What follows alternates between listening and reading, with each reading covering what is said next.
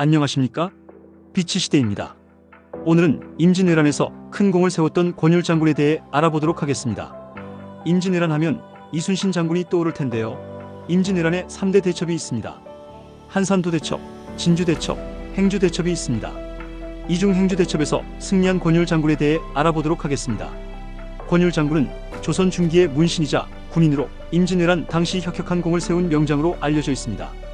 본관은 안동, 자는 언신, 호는 중덕입니다. 그의 주요 업적은 임진왜란 당시 왜군을 상대로 한 행주대첩 승리이며 조선 군사력 회복과 국토 방위에 크게 기여하였습니다. 권율은 뛰어난 군사적 지휘 능력과 청렴한 인품으로 후대에까지 존경받는 인물로 평가되고 있습니다.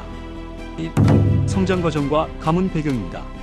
권율은 1537년 1월 28일 음력 한성부에서 태어났습니다. 그의 본관은 안동으로 조선 초기부터 명문가로 알려진 안동권씨 집안 출신입니다.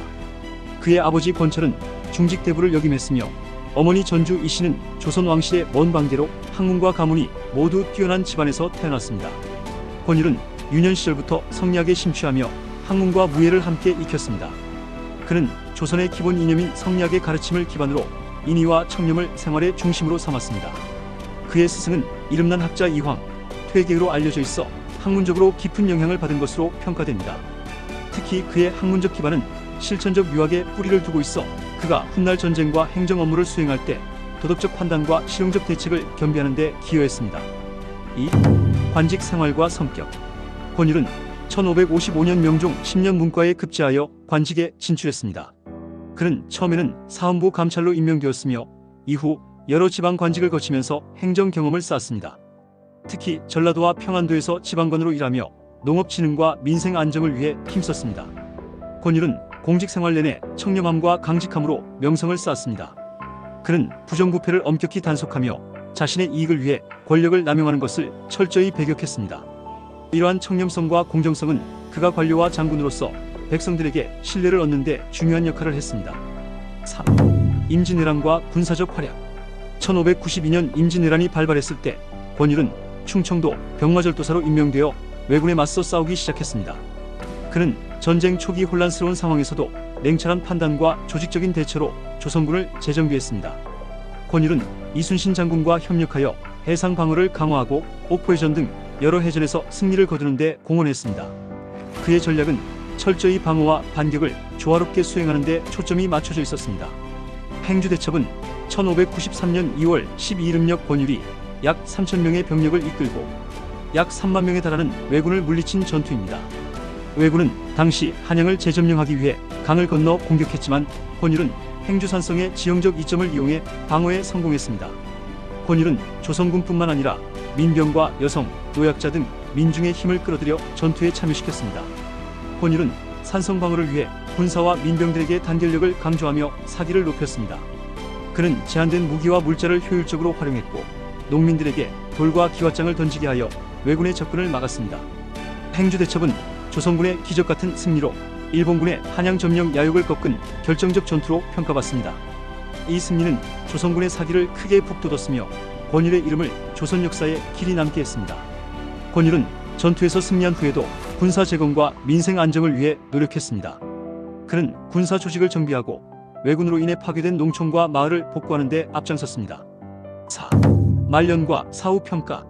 권율은 1598년 임진왜란이 종결된 이후에도 국가 재건을 위해 헌신했습니다. 그러나 장기간의 전쟁과 과로로 인해 건강이 악화되었고 1599년 7월 6일 병으로 세상을 떠났습니다.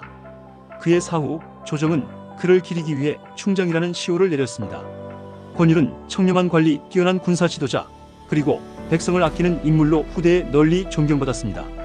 조선 왕조실록과 여러 역사 기록에서도 그를 국가를 구한 영웅으로 높이 평가했습니다. 그의 이름은 임진왜란 당시 다른 명장들과 함께 거론되며 민본주의 사상과 실천적 유학의 모범으로 알려져 있습니다. 또한 행주대첩은 조선의 군사적 역량과 민중의 단결력을 보여준 사례로 지금까지도 한국 군사사와 역사 교육에서 중요한 교훈으로 활용됩니다. 5. 유적과 기념사업. 권율을 기리기 위한 유적지와 기념사업은 전국적으로 분포해 있습니다. 행주대첩의 현장인 행주산성은 현재 경기도 고양시에 위치하고 있습니다. 이곳은 역사적 유산으로 보존되어 있으며 매년 행주문화제가 열려 권율 장군과 행주대첩의 의미를 되새기고 있습니다. 권율의 사당인 충장사는 경기도 고양시에 위치해 있습니다. 이곳은 그의 업적을 기리기 위해 조선 후기 세워졌으며 현재도 많은 이들이 방문하여 그의 정신을 추모하고 있습니다. 결론으로 권율 장군이 남긴 교훈입니다. 권율 장군의 생애와 업적은 오늘날에도 많은 교훈을 주게 됩니다. 그는 절망적인 상황에서도 희망과 단결을 잃지 않고 민중의 힘을 결집하여 국가를 지킨 지도자로 평가됩니다. 그의 청렴함과 애민 정신은 현대 사회에서도 본받을 만한 가치가 있습니다. 권율 장군은 단순한 전쟁 영웅을 넘어 인간적인 품성과 도덕적 리더십의 상징으로 대한민국 역사에 길이 남아 있습니다. 현재 대한민국이 있기까지 헌신하고 희생하신 분들을 우리는 꼭 기억해야 하며 피 흘려 지킨 대한민국 영토 우리도 영원히 지켜야 되겠습니다. 대한민국 영원하라. 대한민국 화이팅!